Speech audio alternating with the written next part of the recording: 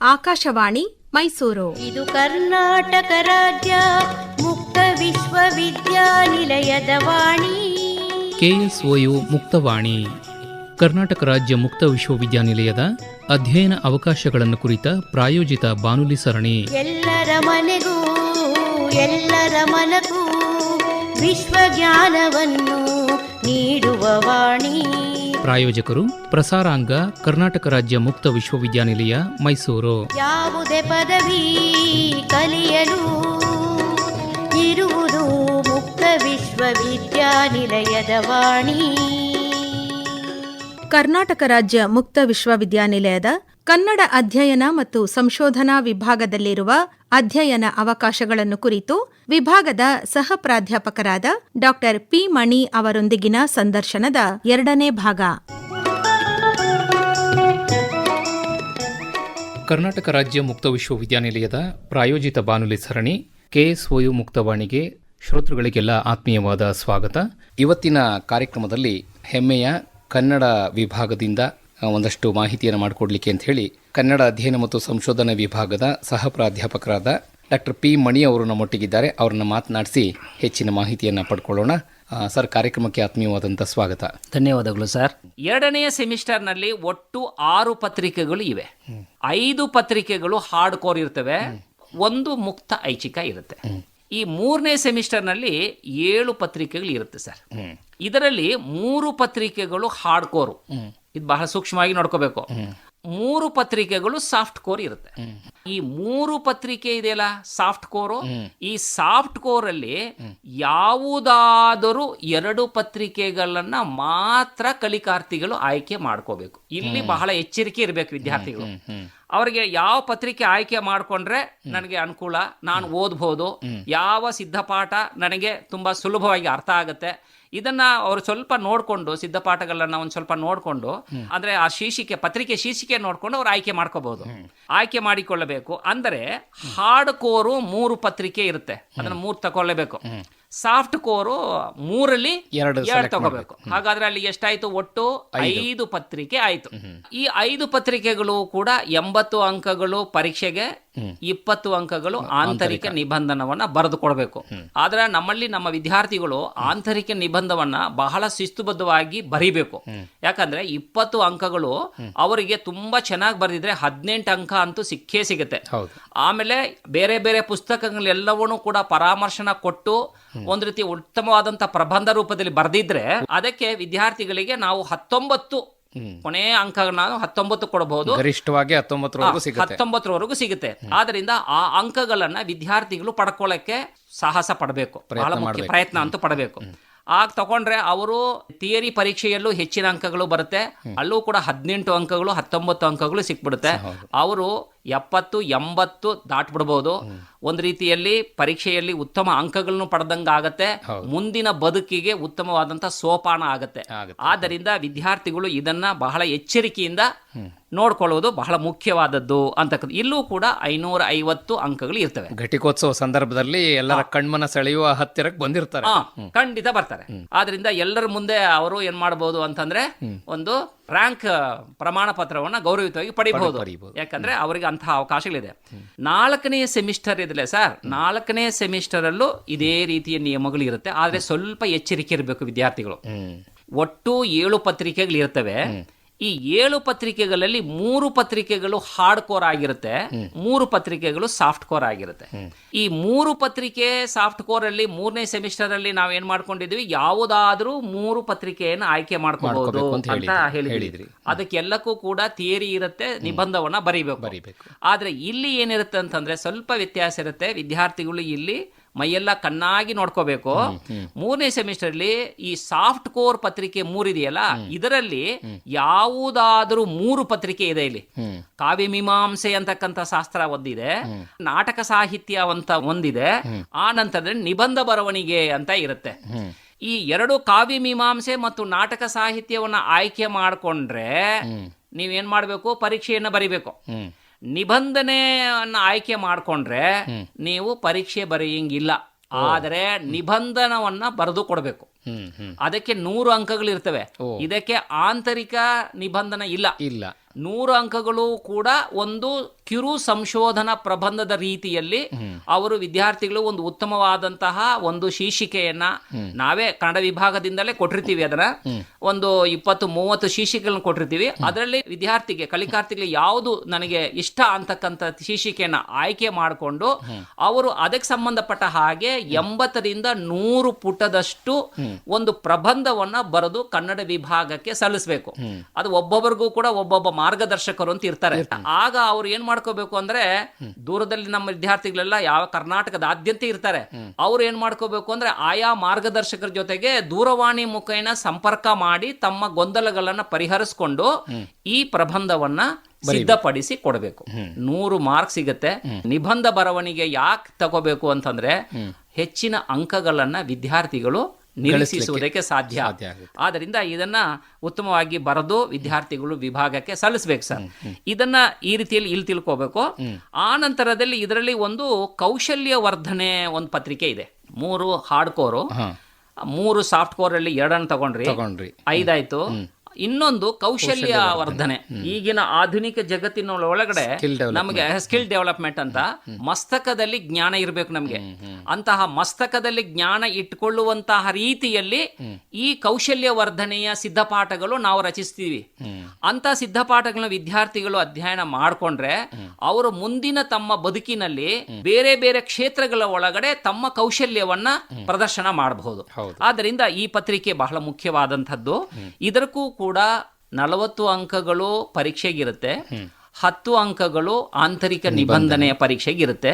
ಇಲ್ಲಿ ಒಟ್ಟು 50 ಅಂಕಗಳು ಇದಕ್ಕೆ ನಿಗದಿಪಡಿಸಿರ್ತಕ್ಕಂಥದ್ದು. ಹೀಗೆ 4 ಸೆಮಿಸ್ಟರ್ಗಳಿಂದ ಒಂದೊಂದು ಸೆಮಿಸ್ಟರ್ಗೆ 550 ಅಂಕಗಳ ಹಾಗೆ 4 ಸೆಮಿಸ್ಟರ್ಗಳಿಂದ ನಮ್ಮ ಕಲಿಕಾರ್ಥಿಗಳು 2200 ಅಂಕಗಳಿಗೆ ಪರೀಕ್ಷೆಯನ್ನ ಬರೀತಾರೆ. ಇಷ್ಟು ಸ್ಪಷ್ಟವಾಗಿ ನನ್ನ ವಿದ್ಯಾರ್ಥಿಗಳು ಅರ್ಥ ಮಾಡ್ಕೊಂಡ್ರೆ ಅವರಿಗೆ ಸ್ನಾತಕೋತ್ತರ ಪದವಿಯನ್ನ ಪಡೆಯೋದು ಬಹಳ ಸುಲಭವಾಗತ್ತೆ. ಮತ್ತೆ ಅವರಿಗೆ ಹೆಚ್ಚಿನ ಜ್ಞಾನಾರ್ಜನೆಯನ್ನ ರೂಪಿಸ್ಕೊಂಡು ಮುಂದಿನ ಬದುಕಿಗೆ ಕನ್ನಡ ಕಲಿತವರಿಗೆ 1001 ಕೆಲಸ ಸಿಗುತ್ತೆ. ಅಂತಹ ಅವಕಾಶಗಳು ಇರುತ್ತೆ. ಅಂದ್ರೆ ಆ ಕೌಶಲ್ಯವನ್ನ ನಾವು ರೂಢಿಸ್ಕೋಬೇಕು. ನಮ್ಮ ಕಲಿಕಾರ್ಥಿಗಳು ಅದನ್ನೆಲ್ಲವನ್ನು ಕೂಡ ಅಹರ್ನಿಶಿಯಾಗಿ ಮಾಡ್ತಾ ಇದ್ದಾರೆ ಸರ್. ಈಗ ಡಿಪ್ಲೊಮಾ ಕೋರ್ಸು, ಸರ್ಟಿಫಿಕೇಟ್ ಕೋರ್ಸು, ಸ್ನಾತಕೋತ್ತರದ ಬಗ್ಗೆ ಹೇಳಿದಿರಿ. ಇನ್ನು ಸಂಶೋಧನೆ, ನಮ್ಮ ವಿದ್ಯಾರ್ಥಿಗಳು ಎಲ್ಲವನ್ನು ಮುಗಿಸಿದ ಮೇಲೆ ನಿಮ್ಮ ಮಾತುಗಳನ್ನ ಅಷ್ಟನ್ನು ಪಾಲಿಸಿ ಅವರು ಒಂದು ಒಳ್ಳೆ ಅಂಕಗಳನ್ನ ಪಡ್ಕೊಂಡಾದ್ಮೇಲೆ ಅವ್ರಿಗೀಗ PhD ಮಾಡಬೇಕು ಅಂತ ಮನಸ್ಸಾಯಿತು. ಏನ್ ಮಾಡ್ಬೇಕು ಅವರು? ಖಂಡಿತ ಸರ್, PhD ಅಂತಕ್ಕಂಥದ್ದು ಬಹಳ ಉನ್ನತವಾದಂತಹ ಒಂದು ಪದವಿ. ಈ ಪದವಿಯನ್ನ MA ಓದಿರ್ತಕ್ಕಂಥವ್ರು ಅಥವಾ ಬೇರೆ ವಿಭಾಗ ಇರ್ತಕ್ಕಂಥವ್ರು, ಆದ್ರೂ ಕನ್ನಡವನ್ನ ಓದ್ಕೊಂಡಿರ್ತಕ್ಕಂಥವ್ರು ಈ PhDಯನ್ನ ಆಸಕ್ತಿ ಇರ್ತಕ್ಕಂಥವ್ರು ಓದುವಂತಹ ಒಂದು ಪದವಿ, ಬಹಳ ಉತ್ತಮವಾದಂತಹ ಒಂದು ಪದವಿ. ಈ ಸಂಶೋಧನೆ ಅಂತಂದ್ರೆ ನಮ್ಮ ತಿಳುವಳಿಕೆ ವಿಸ್ತಾರಗೊಳ್ಳಲು ತುಂಬಾ ಸಹಕಾರಿಯಾದ ಅಧ್ಯಯನ ಕ್ರಮ. ಇದನ್ನು ನಾವು ಸಂಶೋಧನೆ ಅಂತ ಕರಿತೀವಿ.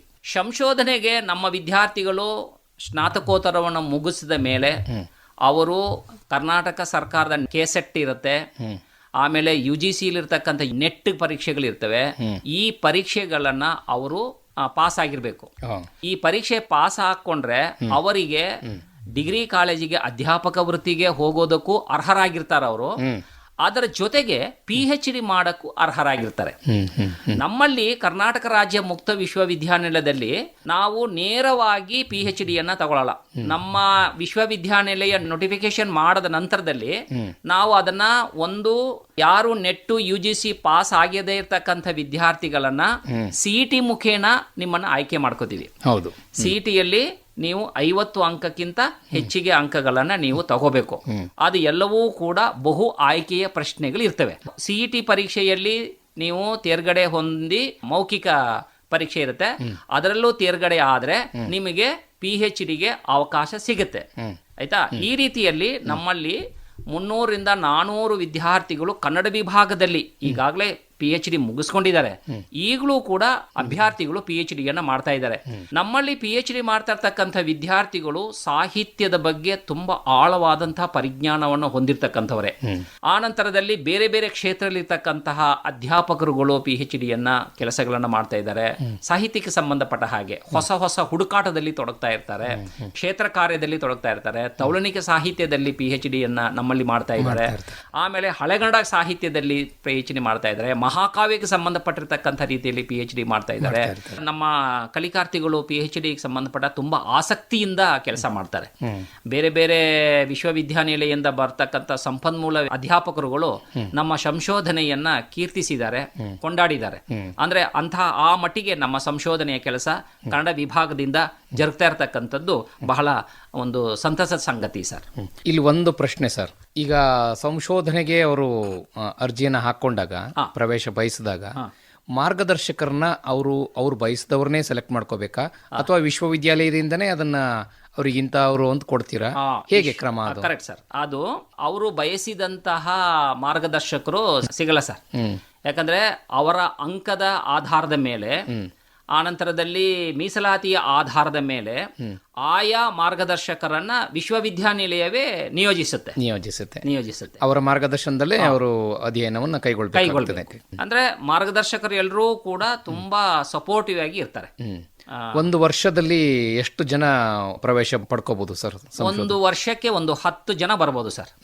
ಈಗ ಪ್ರಸ್ತುತ ಕರ್ನಾಟಕ ರಾಜ್ಯ ಮುಕ್ತ ವಿಶ್ವವಿದ್ಯಾನಿಲಯದ ಕನ್ನಡ ವಿಭಾಗದಲ್ಲಿ ಎಷ್ಟು ಜನ ಮಾರ್ಗದರ್ಶಕರಿದ್ದಾರೆ ಸರ್? ಆ ಮಾರ್ಗದರ್ಶಕರು 6 ಜನ ಇದ್ದೀವಿ ಸರ್.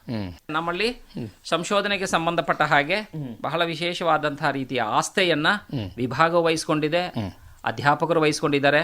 ನಮ್ಮ ವಿದ್ಯಾರ್ಥಿಗಳು ಕೂಡ ಅದರ ಒಂದು ಮಹತ್ವವನ್ನು ಅರ್ಥಕೊಂಡು ಏನ್ ಮಾಡಿದ್ದಾರೆ ಅಂತಂದ್ರೆ PhD ತುಂಬಾ ಆಸಕ್ತಿಯಿಂದ ಕೆಲಸ ಮಾಡ್ತಾ ಇದ್ದಾರೆ. ಸರ್, ಈಗ ಪ್ರವೇಶ ಬಯಸುವ ವಿದ್ಯಾರ್ಥಿಗಳು ಅಥವಾ ಅಧ್ಯಯನ ಮಾಡ್ತಿರ್ತಕ್ಕಂತಹ ವಿದ್ಯಾರ್ಥಿಗಳು ಇವರಿಗೆಲ್ಲ ಏನು ಹೇಳಲಿಕ್ಕೆ ಬಯಸ್ತೀರಿ ಕನ್ನಡ ವಿಭಾಗದ ವತಿಯಿಂದ? ಉನ್ನತ ಶಿಕ್ಷಣವನ್ನ ಬಯಸ್ತಕ್ಕಂತಹ ಕರ್ನಾಟಕದಾದ್ಯಂತ ಇರತಕ್ಕಂತಹ ನನ್ನ ಎಲ್ಲ ಕಲಿಕಾರ್ಥಿಗಳಿಗೆ ಒಂದು ಕಿವಿ ಮಾತನ್ನು ಏನ್ ಹೇಳ್ತೀನಿ ಅಂತಂದ್ರೆ, ಶಿಕ್ಷಣದಿಂದ ಮಾತ್ರ ಸರ್ವತೋಮುಖವಾದಂತಹ ಅಭಿವೃದ್ಧಿಯನ್ನ ಸಾಧಿಸುವುದಕ್ಕೆ ಸಾಧ್ಯ, ಸಮಾನತೆಯನ್ನ ಪಡೆಯುವುದಕ್ಕೆ ಸಾಧ್ಯ, ಅಥವಾ ಸಮವಾಗಿ ಬದುಕುವುದಕ್ಕೆ ಸಾಧ್ಯ, ಅಥವಾ ಉತ್ತಮವಾದಂತಹ ಜೀವನ ನಡೆಸುವುದಕ್ಕೆ ಸಾಧ್ಯ. ಆದ್ದರಿಂದ ನೀವು ದುಡಿಯುತ್ತಾನೆ ಓದಬಹುದು, ನಿಮ್ಮ ಶ್ರಮವನ್ನ ಬೆವರನ್ನ ಭೂಮಿಗೆ ಸುರಿಸ್ತಾನೆ ನೀವು ಜ್ಞಾನಾರ್ಜನೆಯನ್ನು ವೃದ್ಧಿಸಿಕೊಳ್ಬಹುದು. ಆದ್ದರಿಂದ ನೀವು ಎಲ್ಲೇ ಇದ್ರೂ ಕೂಡ ಕರ್ನಾಟಕ ರಾಜ್ಯ ಮುಕ್ತ ವಿಶ್ವವಿದ್ಯಾನಿಲಯದಿಂದ ಒಂದು ಪದವಿಯನ್ನ ಪಡ್ಕೊಳ್ಳಿ. ಅದು ಯಾವುದೇ ಒಂದು ಸಂದರ್ಭದಲ್ಲಿ ನಿಮಗೆ ಸಹಾಯಕ್ಕೆ ಬರಬಹುದು. ಕರ್ನಾಟಕ ರಾಜ್ಯ ಮುಕ್ತ ವಿಶ್ವವಿದ್ಯಾನಿಲಯ ಕೊಡ್ತಾ ಇರತಕ್ಕಂತಹ ಪದವಿ ಬಹಳ ಉನ್ನತವಾದಂತಹ ಪದವಿ. ಇದರ ಸದುಪಯೋಗವನ್ನು ಪಡ್ಕೊಂಡು ನಿಮ್ಮ ಬದುಕನ್ನು ಕಟ್ಕೊಳ್ಳುವುದಕ್ಕೆ ಸಾವಿರಾರು ದಾರಿಗಳು ಇಲ್ಲಿ ಇರುವಂಥದ್ದು.